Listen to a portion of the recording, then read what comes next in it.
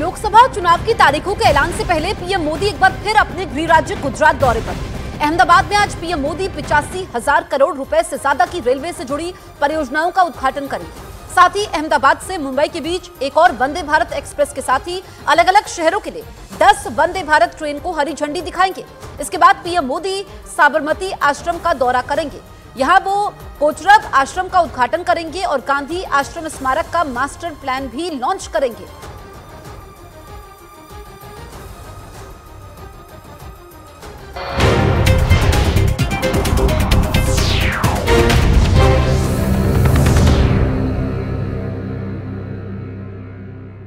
अरे कहां? यूपी के कार्यकर्ता राज्य की ममता सरकार का विरोध करने के लिए सड़क पर उतर आए, लेकिन हालात तब बेकाबू हो गए जब प्रदर्शनकारियों ने सड़क पर लगाए पुलिस के बैरिकेड को हटाना शुरू कर दिया। वहां से जो तस्वीरें सामने आई उनमें एक तस्वीर में एबीवीपी के लोग बैरिकेड को जोर जोर से हिलाते दिखाई दिए। थोड़ी देर में उन लोगों ने बैरिकेड को गिरा दिया। इसी वजह से पुलिस ने हालात संभालने के लिए और प्रदर्शनकारियों को खदेड़ने के लिए उन पर लाठीचार्ज कर दिया। इससे पहले बड़ी संख्या में एबीवीपी के कार्यकर्ता हाथों में बैनर, पोस्टर और पार्टी का झंडा लेकर सड़क पर आगे बढ़ते दिखाई दिए।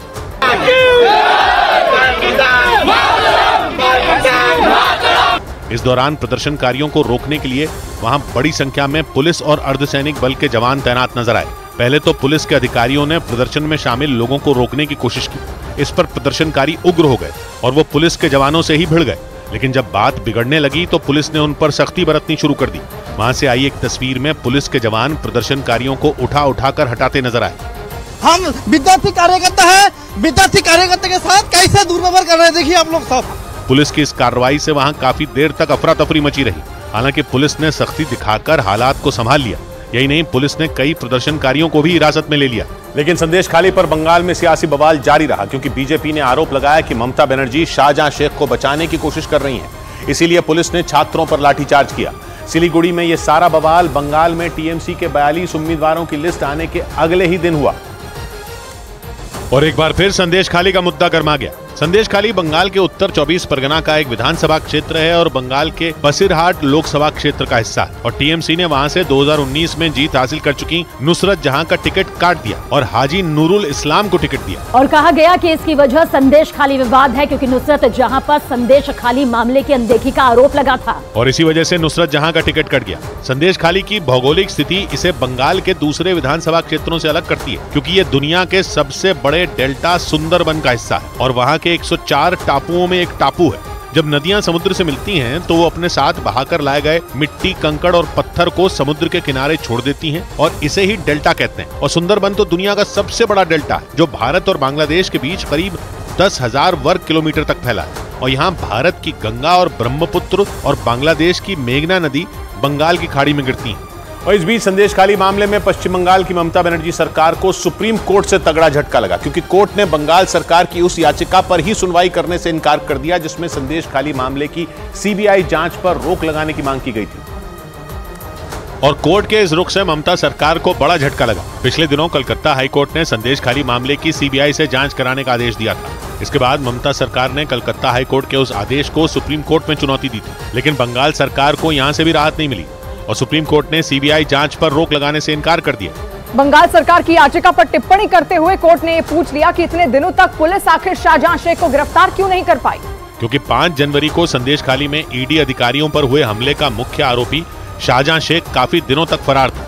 करीब 55 दिन तक फरार रहने के बाद बंगाल की पुलिस ने 29 फरवरी को उसे गिरफ्तार किया था। इन 55 दिनों तक शाहजहां शेख कहां छिपा रहा, ये बात किसी को नहीं पता।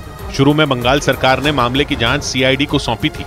हालांकि ईडी ने इसका विरोध करते हुए कलकत्ता हाईकोर्ट का दरवाजा खटखटा दिया था। बड़ी खबर आई दिल्ली से, जहां केंद्र सरकार ने देश भर में सीएए यानी सिटीजनशिप अमेंडमेंट एक्ट लागू करने के लिए नोटिफिकेशन जारी कर दिया। लोकसभा चुनाव से ठीक पहले इसे केंद्र सरकार का बहुत बड़ा कदम माना जा रहा है। इस कानून के तहत 31 दिसंबर 2014 से पहले पाकिस्तान, बांग्लादेश और अफगानिस्तान से भारत आए हिंदू, सिख, बौद्ध, जैन, पारसी और ईसाई समुदाय के लोगों को नागरिकता दी जा सकेगी। केंद्रीय गृह मंत्री अमित शाह ने सीएए पर अधिसूचना जारी करने की जानकारी सोशल मीडिया पर पोस्ट डालकर दी। उन्होंने बताया कि केंद्र सरकार ने नागरिकता संशोधन नियम 2024 की अधिसूचना जारी कर दी है। उन्होंने अपनी पोस्ट में आगे लिखा कि इस कानून से पाकिस्तान, बांग्लादेश और अफगानिस्तान में धार्मिक उत्पीड़न की वजह से भारत आए अल्पसंख्यकों को वहां की नागरिकता मिल जाएगी। यानी लोकसभा चुनाव 2024 से पहले मोदी सरकार ने बहुत बड़ा ऐलान कर दिया।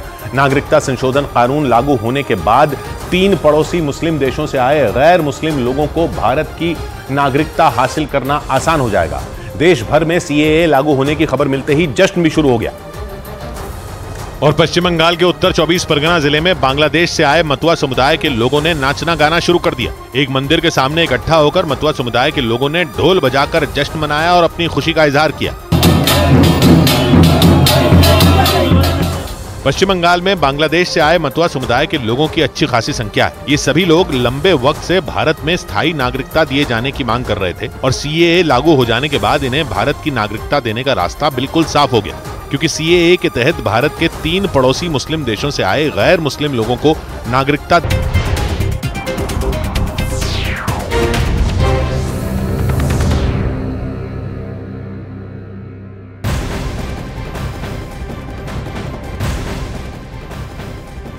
नमस्कार, मैं हूं आपके साथ जसप्रीत कौर। आंध्र प्रदेश में लोकसभा और विधानसभा चुनावों के लिए सीटों का बंटवारा हो चुका है और न्यूज 18 इंडिया की यतेंद्र शर्मा की खबर पर मोहर लगी है। शुक्रवार को टीडीपी, बीजेपी और जनसेना के बीच सीट शेयरिंग फॉर्मूले की खबर हमने दिखाई थी। आंध्र प्रदेश में लोकसभा चुनाव में बीजेपी 6 सीटें, टीडीपी 17 और जेएसपी 2 सीटों पर चुनाव लड़ेगी। तो वहीं विधानसभा अगर हम चुनाव की बात करें, टीडीपी 144, बीजेपी 10 और जेएसपी 21 सीटों पर चुनाव लड़ने पर सहमति बनी है। तो आंध्र प्रदेश में लोकसभा और विधानसभा चुनाव के लिए सीटों का बंटवारा हो चुका है। न्यूज 18 इंडिया ने ही सबसे पहले ये खबर दिखाई थी। यतेंद्र शर्मा की खबर पर मोहर लगी है और जो डील हुई है, आपको बताएं कि जो फॉर्मूला तय हुआ है उसमें लोकसभा चुनाव में बीजेपी 6 सीटों पर चुनाव लड़ेगी, टीडीपी 17 सीटों पर, जेएसपी 2 सीटों पर। अगर हम विधानसभा चुनाव की बात करें, टीडीपी 144 सीटों पर, बीजेपी 10 सीटों पर, जेएसपी 21 सीटों पर चुनाव लड़ेगी। इस पर सहमति बन चुकी है। तो ऐसे में विधानसभा के लिए भी सीटों का ऐलान हो गया है, क्योंकि आंध्र प्रदेश में लोकसभा चुनाव के बाद इसी साल विधानसभा चुनाव भी होने हैं। ऐसे में सीटों का बंटवारा हुआ है और ये पुराने सहयोगी जो साथ आए, न्यूज 18 इंडिया ने सबसे पहले ये खबर दिखाई थी। यतेंद्र शर्मा की खबर पर मोहर लगी है और शुक्रवार को टीडीपी, बीजेपी और जनसेना के बीच सीट शेयरिंग फॉर्मूले की खबर हमने दिखाई थी और अब इस खबर पर तस्वीर साफ हो चुकी है। उधर हिमाचल प्रदेश की राजधानी शिमला में कांग्रेस नेताओं ने मुख्यमंत्री सुखविंदर सिंह सुक्खू की अगुवाई में मशाल जुलूस निकाला। इस दौरान कांग्रेस ने बीजेपी पर राज्य की सरकार को गिराने का षड्यंत्र रचने का आरोप लगाया। कांग्रेस ने यह भी आरोप लगाया कि कुछ रोज पहले राज्यसभा चुनाव के दौरान कुछ विधायकों को अपने पाले में करके बीजेपी ने राज्य की कांग्रेस सरकार को गिराने की कोशिश की थी और इसी के विरोध में कांग्रेस ने बीजेपी के